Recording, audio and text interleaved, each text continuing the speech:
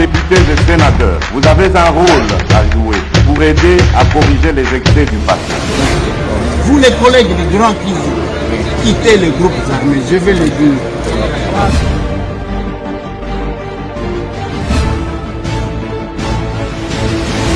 Allez, bienvenue mesdames et messieurs, bonjour, bonsoir, ça dépend.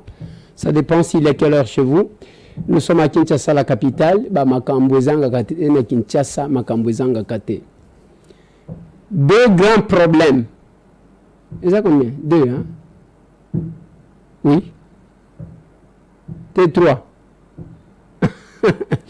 Trois grands problèmes à Kinshasa dominent l'actualité. Il y a Liboso. Info de Pité à Komati Kunandengeni, les débats. Isamakasi. Je vais y revenir. Je vais approfondir sur ces messieurs-là, Azanani. Est-ce que Bakanga qui est, ce qui Bakanga qui est, Azawapi, Balingi Batinda Wapi. Son parcours avec plusieurs images. Masolona de Pité. Au lieu de 500 députés, Balobi 513 députés Bakozambongo. La légèreté dans la gestion, c'est quoi? Dans ces numéros, l'émission. Procès.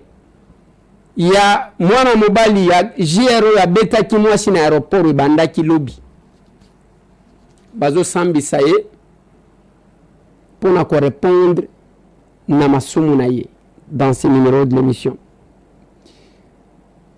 La parenthèse, bon, avant d'arriver là, Bitumba n'assemblée provinciale. Lobi Mutu Akokufa. Bitumba n'assemblée provinciale et Akisas. Est-ce que Lobi Mutu Akokufa plénière et causalate n'assemblée provinciale? Pourquoi dans ces numéros de l'émission Masolona de Pité?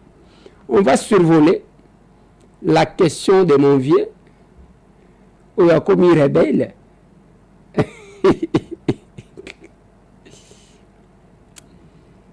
Ah. Hein? Compliqué.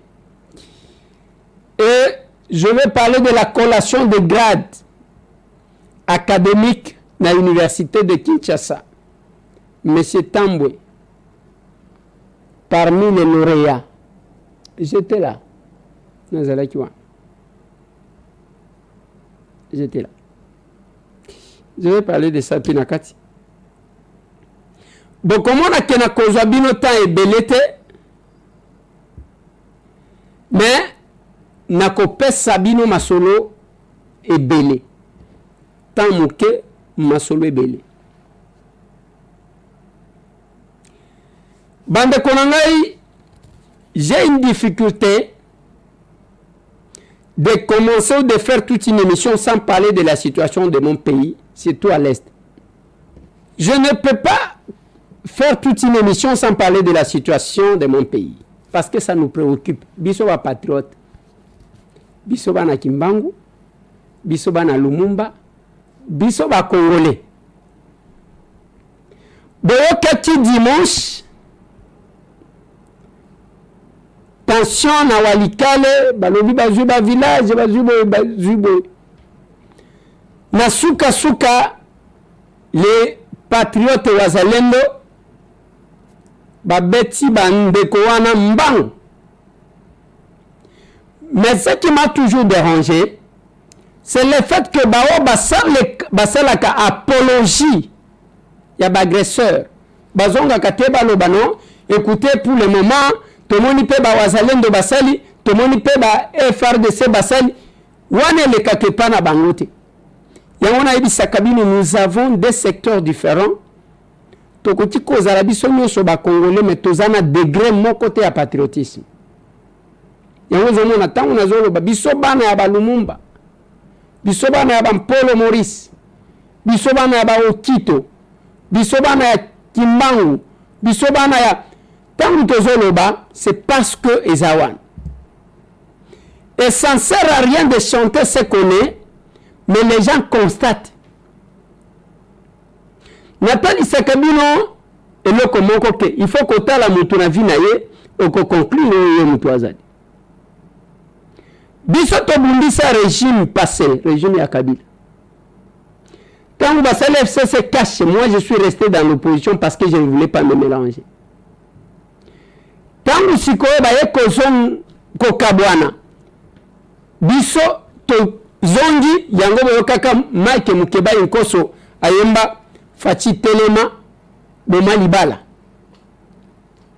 parce que nous avons un combat que nous avons mené tozana bitumba tosala et nous avons les valeurs à défendre nayeba kate batu misusu basala kanengeni okomona zalaka wa asauter akomia mbala moko c'est compliqué. Voilà pourquoi même tant que tozo telemaka awa pona ko échanger na bino na lobaka na bino ceux qui osana posa distraction luka place à se distraire mais ceux qui osana posa makamba Congo abonnez-vous chez nous dans Ndeko Lézère Tokokoma suivez Tokoma puis télévision formons les alakate. Voilà pourquoi je vais vous parler dans peu de temps ya makambo. Je vais commencer par la question de 113 députés de 513 députés. Depuis quelques jours, ça va dans tous les sens. Je suis la première personne dans le cas qui n'a média moko m'a expliqué qu'est-ce qui s'est passé. Réflexe journalistique nangai.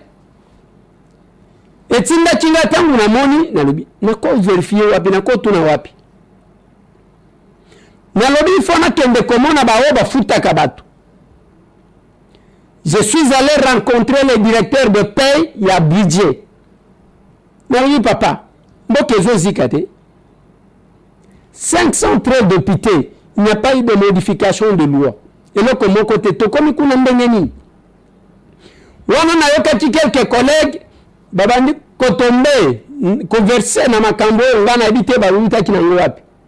Oh voilà, biso nenge tozaboye. Ceux qui ont commis 513, les gens qui na procès na bango na union interparlementaire de babaki saki yango bazo foot. Nana lobi jamais. Biso na Assemblée nationale député mon côté ayebaka banani bafutaka te parce que chacun se contente na o bafutaka ye. Et nous sommes payés par la voie bancaire. Na kei kokuta na directeur ya budget ya paye ya ministère à budget. Na tunye na lobi papa likambo ezandenge nini. Abi honorable.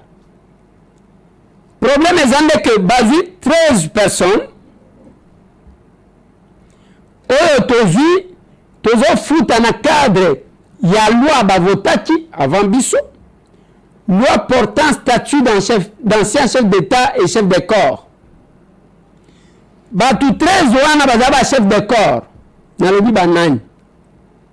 Alors lui Olivier Kamitato bazo futama. Ba Kengo Wadondo bazo futama. Ba Mabundi bazo futama. Ba Oben Minako, ba Evariste Boshab Mabundi Mabileng, ba Thomas Lua Kanzala Nzoko. Donc ba Tambo Mwamba. Ba Bati Lukwebo. Donc tout celui qui était là-bas azalaki président de l'Assemblée, ba Philomène Omatuku. Azalaki président de l'Assemblée, azalaki président de Sénat. Nde ba o ba sali 13 personnes ba futaka par leurs banques respectives. Il m'a même dit que celui qui menait la démarche, c'est ce que l'Indico Tuna, comme on a eu honorable Thomas Louaka, celui qui venait mener les démarches. Et Mbongo wana tozo futa bango dans le cadre ya loi o vota ya ancien chef d'État na chef de corps.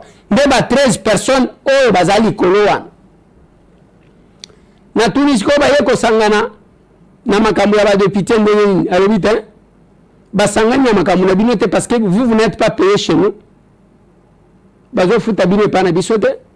L'Assemblée nationale jouit d'une autonomie ya mbongo. Et bino kuna ndebo zaliko boyebi nzela bofuta maka awa ngana zolo baba 13 o bango wana. Voilà la version que j'ai eue. Na pesi source pour que boyeba que ngai nazamu tubabete la kalisolote, c'est ce qui fait la différence entre batu mususu. na ke kotuna nazwi réponse au lieu akoba kotika la koloba loba nalingi siko na beta lisolo ya ndeko oyo na beta chango avant-hier yelo akomi vedette na ba réseaux sociaux nyonso ezaka ye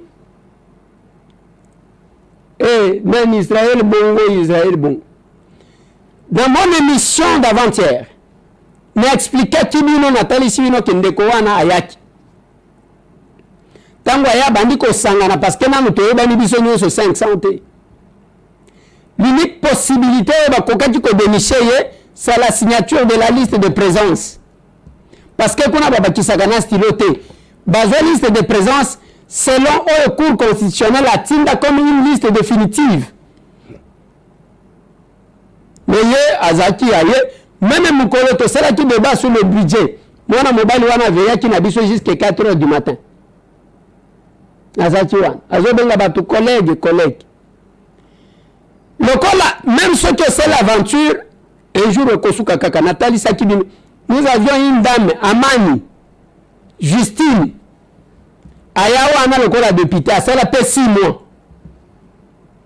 Je vois maintenant la condamnation, comment ça pouvait se... C'est comme si le député a mission de veiller, de contrôler les autres. Ce n'est pas notre mission.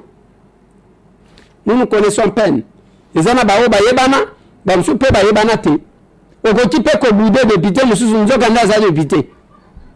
Toza na ba moment mususu ki hôtel ko ni te kaza député, nzokanda ba aza député élu. Ça arrive. Alors, confusion, on est coco tapé côté à protocole, n'a pas de sécurité. Il y a une question importante, peut-être que Senga, n'a pas, bazo kambabiro na biso président de l'Assemblée nationale, tolongwa na makambo ya kosinyaka, tokomi na monde numérique, bakoti ko numériser tout, technologies avancées, oye kaka oti empreinte, au côté. Ba place ya ke batumizu bakoko tate batindi batie ba machine wana pour que député soki aye atie musapi efongwami à côté ça peut se faire et ça sera une bonne chose. Ça va nous sécuriser aussi parce que nous sommes sentis en insécurité. Maintenant nous tozo landa bande konanga la régie va vous montrer ba image. Ndeko wana ye moko pasteur. Toye komona mukana moko ba bengana ye na franc-maçonnerie. Toye ko tala ba interview na ye soki DG à Congo, ceux qui business, ceux qui bénéficient. Chaque fois qu'il se présentait tel ou tel autre endroit, Azati ko brandir une qualité. Ceux qui sont pasteurs, Aza jeunes, ceux qui jeunes entrepreneurs, ceux qui sont députés provinciaux, ceux qui sont sénateurs, tantôt. Donc il est en tout sportif kakaye. Donc il est en tout. Azaki na talent, moi mobile wana zana talent moko to habiter. Suka ba photo ya prison ebimi. C'est-à-dire azamu tubakanga déjà abima. Yango ngana zolo bana batu. La prison ne devrait pas être un moyen ya ko brandir pona kotelisa de yo za elombe. Ezana ba oba kota biso to kota prison mkono na bimaka tout le monde a vu. Ezaki matata. Je n'avais pas préparé. On m'a annoncé que je sortais à 16h, 17h libanda prison plein. Ezana yeto mona ki bato awate bimate na ko bimalobi. Il faut te louer babis baya ko ya mangai. C'est pas ça. Et batu pe bele bakende prison ana bazonga babima anyanyawanya na batu bayoka kabangote. Mais mwana mobile wana to komi komona ba photo wana. Mais comme les Congolais me blaguaient ba mzuba balobite. Botika ye azaso kineni. Nous regardons. Mais boyo kasiko likambolinge sele mana assemblée provinciale ya Kinshasa. Parce que la condamnation pour la qualité na ye ya lokuta ba utiko kanga batu. Je crois il y a 2 jours. Batu na Goma bazali ko se présenter comme ba conseiller ya premier ministre. Combien de personnes ba kanga na kombo ya première dame? Ba voix boni batu ba imitaka te pona ko rançonner batu. Ezana moi Simon ko abenga ka batu tilelo azo se présenter na kombo ya collègue na biso Pepito Kilala. Ce que koyoka naza na ba citerne ya koya kotikela yo après abandi kobenga yo kosengo ba numéro ya bato oza na numéro ya général boy oza na numéro ya colonel boy oza na numéro ya mokonzi boy azo senga honorable Pepito Kilala a déjà déposé ba plainte parce que azo rançonné azo yibaka bato mbongo ba faussaire bato bazanga kaneni na koluka balingaka ko utiliser risque na bango pona ko yiba bazalaka. Maintenant qu'est-ce qui va se passer à l'Assemblée provinciale de Kinshasa? J'ai un article ici. Article O Nazanango, Boebi Bakomi Makambunini, dans cet article. Na ligne na kotanga la bino 2-3 phrases après m'expliquer. Bakomi Barobi flash Kinshasa, attention au sein de l'APK. Le président Levi Mbuta voudrait les têtes de députés provinciaux qui exigeraient sa destitution après le faille de son équipe qui l'ont conduit à recevoir les faux sénateurs et député national Israël Bongo. Selon ce député provinciaux, cette imprudence de Levi Mbuta expose l'APK à plusieurs risques. Ces tensions risqueraient de mettre à mal le bon fonctionnement de l'APK avec comme conséquence l'instabilité de la capitale. Le président Tshisekedi, Jacques Chabani et Daniel Bumba interpellés selon de mêmes sources pour éviter le pire. L'entêtement de Levi Mbuta proviendrait de son mentor Peter Kazadi qui lui rassure protection, câble. J'ai suivi cet élément. On va tirer le Peter Kazadi Nakati. Mais moi je vais vous expliquer. C'est un faux. Ezalokuta. Ce qui va député provinciaux, je le suis aussi. Oui, je le suis aussi. Balingi va exiger parce que Levi Ayambaki, faussaire Rwanda, d'abord ce monsieur-là ne s'est pas présenté et pas président de l'Assemblée provinciale comme sénateur. Aye ko sa qualité na ye wana libanda ndenge bozoka journaliste azobenga ye honorable sénateur. Bonjour monsieur l'honorable sénateur. Bonjour madame.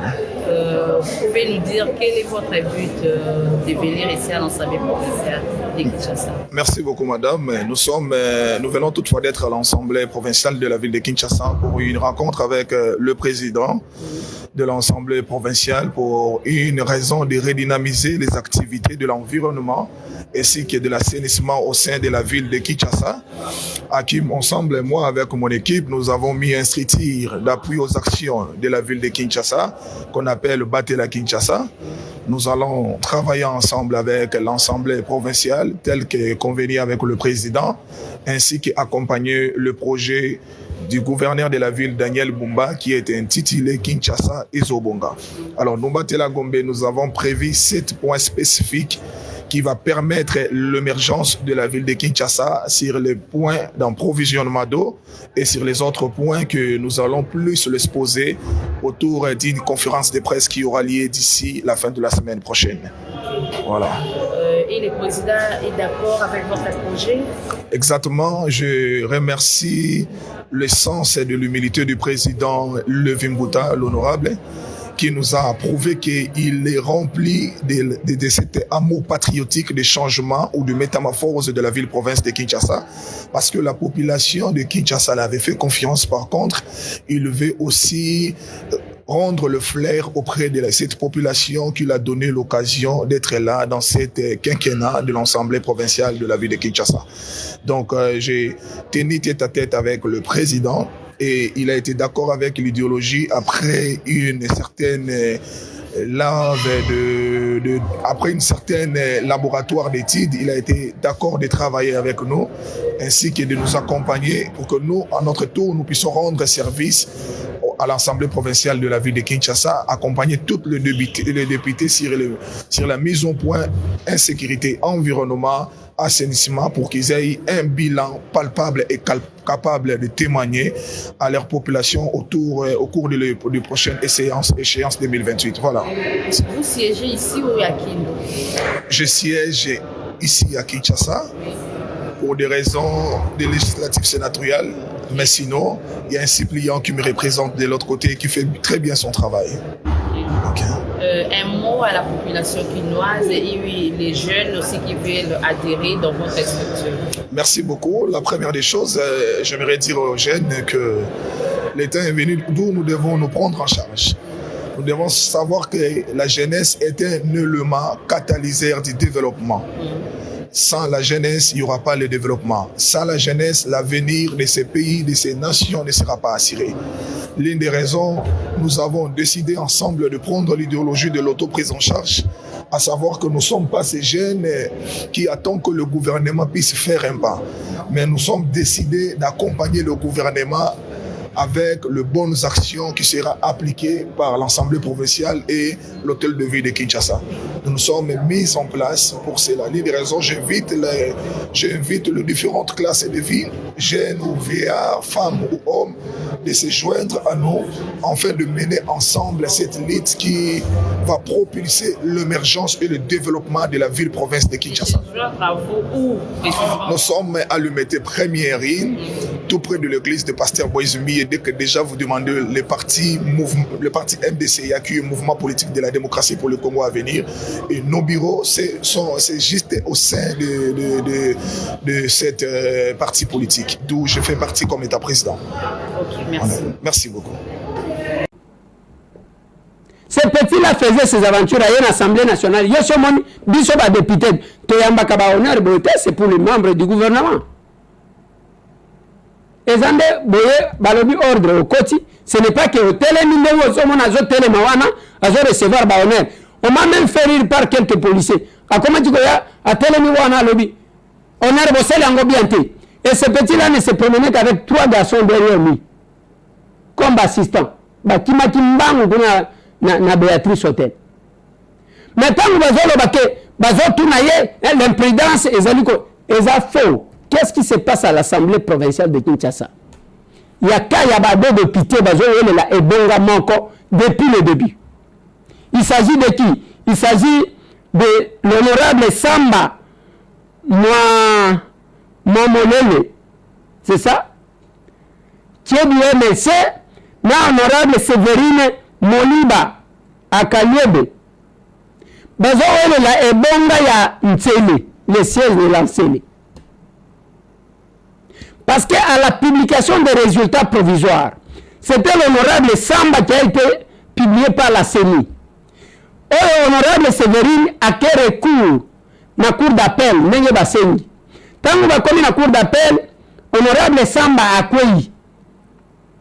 Mais la politique a fait que il ne faut pas passer et ainsi de suite. Bakamatinze la bango wana bake na conseil d'État. Tant que comme na conseil d'État, honorable Samba a quoi lisusu. C'est que a quoi 2 fois. Mais na simanango, il y a eu un arrêt de la cour d'appel.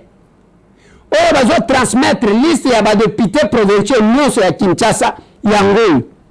Et sur cette liste, sur cet acte, il y a un cour d'appel. Le nom de l'honorable Samba ne se trouve pas. C'est par contre le nom de Madame Séverine Moliba Ezawan. Depuis le mois de mai, ce problème-là était resté. Les implications politiques. Maintenant, il est arrivé au moment où la commission PAJ devrait s'exprimer. Banaliser. Quand vous analysez la situation, mais finalement, dossier non, jusqu'où on va garder ça. Token de la plénière, token de que selon les documents que nous avons, parce que l'honorable Samba n'a aucun document qui lui donne qualité de siéger avec nous. Selon les documents que nous avons, l'honorable Séverine doit être investi comme député provincial élu en CENI. C'est ça la plénière de demain où je posais problème. Maintenant, pour éviter de balancer, il y a Makambu, il y a Oyayambi, parce que s'il faut aller dans ce sens-là, bisson Assemblée nationale, notre dit qu'on initie quelque chose contre notre président, parce que à l'Assemblée provinciale, le lycée n'a même pas touché quelque chose. L'Assemblée nationale, au moins, il a touché 1 franc. Ajiba Oner Mikolonioso. On pouvait le dire. Je vous ai dit que le mandat passé, on a connu Madame Amani Justine. Oya aya même ko kongola mbongo abatu ko defa mbongo mwana mwasi mobimba a defa bamo même ye oyo escroc oyo ateko defa akoma ki ko defa batu bamo et mon bazo pesa ba police apesi bango ka moi $10 kadima botala ba policier rotie bango na charge na ngana komi ko futa bango. Aussi nos policiers, vous devez apprendre à vous donner de la valeur. Cet enfant-là, vous donnez combien? Na minute, azana, kuna est pas général de dos, l'unité de protection de haute personnalité institution. Bazo okaya après bakotinda yé pas juge naturel na yé. Ce qui va se passer à l'Assemblée provinciale de Kinshasa demain, c'est un montage pour empêcher l'exécution d'une décision de la justice. Ce qui version Moussou Zali, Bakoya Bapé Singai. Mais sinon, la version que j'ai, c'est ça. Ce n'est pas question à que parce que si tel est le cas, tout le monde sont des escrocs.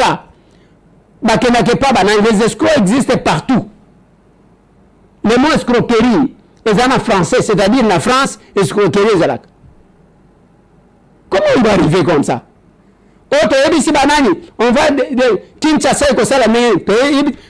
C'est Daniel Bumba. Est-ce que vous comprenez ce que vous dites? Daniel Bumba, chef naïe, Daniel Bumba, il y a président de l'Assemblée provinciale. Ça, c'est difficile à comprendre.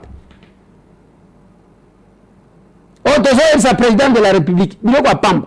Ce que moi j'ai dit, que la police prenne des dispositions parce que les perturbateurs, le problème, si l'Assemblée veut s'opposer à une décision de la justice, où est le problème de Lévi? Ceux qui va député va s'opposer. La première est souveraine, nous sommes des parlementaires. La première est souveraine, va s'opposer, mais les conséquences de cette opposition est qu'on crée un conflit entre l'institution, les institutions judiciaires, on va se prononcer là-dessus. Nous avons un problème, mais ce qu'on ne veut pas, c'est qu'on manipuler Batou. Mais ce que j'ai dit, nous sommes tous des parlementaires. Il n'y a pas gros, il n'y a pas le député qui veut des comptes, je ne sais pas, et pas livre parce que Ayamba Kimutouane, en tant que président de l'Assemblée provinciale, il n'a pas compétence, il n'a pas qualité, il n'a pas droit de recevoir les gens. Surtout les jeunes, Vital Kamer est président d'Abisso. Ayamba Kaba jeune combien de fois? Nous voyons même le chef de l'État reçoit les gens. Si quelqu'un a utilisé une fausse qualité pour se présenter, problème sur la présidence Assemblée Zawad. Le problème est ailleurs. Et moi, je pense qu'il est vraiment important.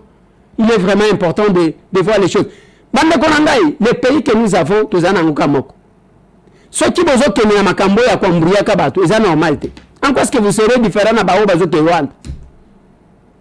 Donc, on va bien en quand même son ya Kolobelango. Mais j'ai appris quand même que mon vieux Jean-Claude Vemba a Wangani. Parce que Zana Bilo comme sous notre Kondimati. Vieux Jean-Claude Vemba a Wangani. Mais lui-même ne se pose pas la question. C'est un vos documents, Zana Ngobato, M. Balobi. Oh, Babel, je m'appelle ce passeport. Déjà passeporté. Ils ont travaux documents, ils ont documents de voyage, ils ont ça comme réfugiés. Ceux qui ont se déplacer, ils ont ça pour faciliter, ils ont en dehors de Mboka, ils allaient se sentir en difficulté. Mais ceux qui ont Kamatin là, accueillis par l'agresseur. Et là, il y a Sikapé Zate. Ah, on a Kinshasa, il y a ça qui sont qui ont gagné Kabila Nezokin. Heureusement, tu as perdre Bawangana Kaye Balobi comme Mekakoya. La déclaration. Mais s'il estime qu'il peut faire ses aventures, à cause de ça va rester noté dans le parcours politique. Et bien,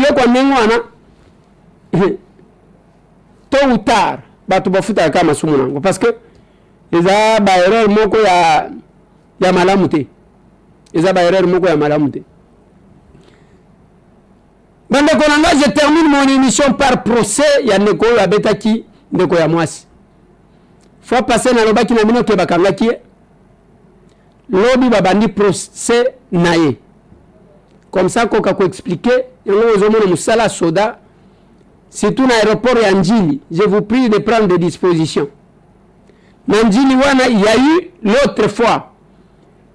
Ce qui soda moko aboma mokonzi na ye direct abeta ye masasi lobi tomoni wana azobeta mwana mwasi lokola mwasi na ye likolo ya 5000 francs.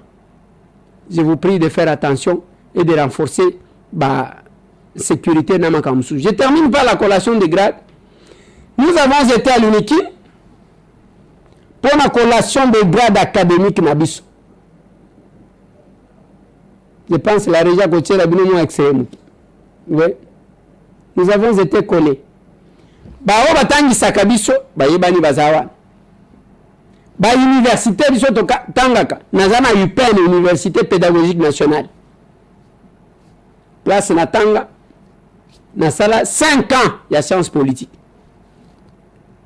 Nazana Unikin, là où j'ai fait d'abord 3 ans, dans l'école de criminologie, à Nazo Bakisaba, Mbula Mususu pour la thèse. Nazo Tanga na Moi, Nazo Tanga normalement, Bana classe Nabiso, Bangoana, Bala Kisinanga, Bangoana.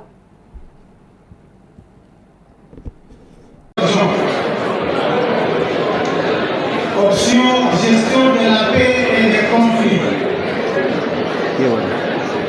On réussit avec distinction.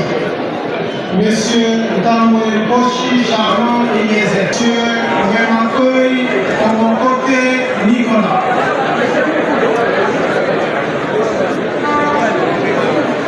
Les prescriptions de l'ordonnance loi numéro 81 026 027 et 028 du 3 octobre 1981 telles que complétées à ce jour relatives à la collation des grades académiques dans les universités et instituts supérieurs pédagogiques et techniques. Le directeur de l'école de criminologie, Raoul Kenekene Moutoudi, professeur ordinaire. Nous conférons aux candidats précités le grade bachelor en criminologie de l'université de Kinshasa. Le 23 octobre 2024 dans la ville de Kinshasa. Agrégation.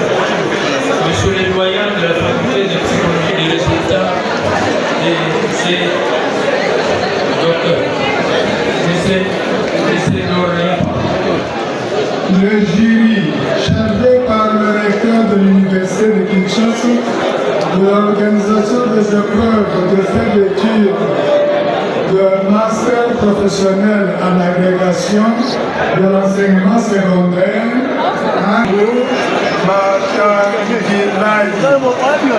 avec la mention distinction. Il s'agit de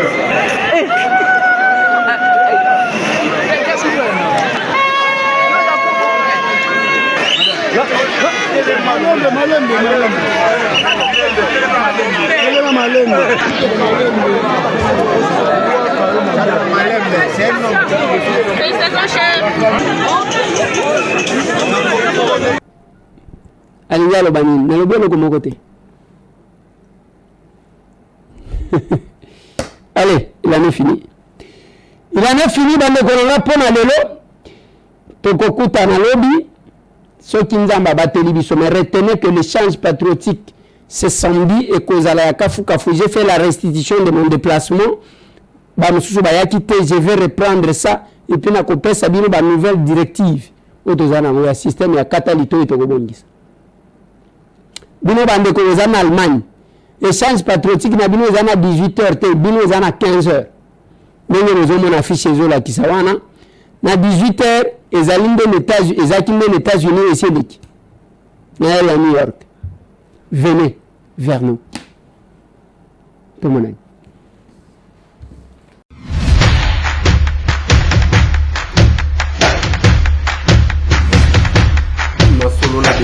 Honorables députés et sénateurs, vous avez un rôle à jouer pour aider à corriger les excès du passé.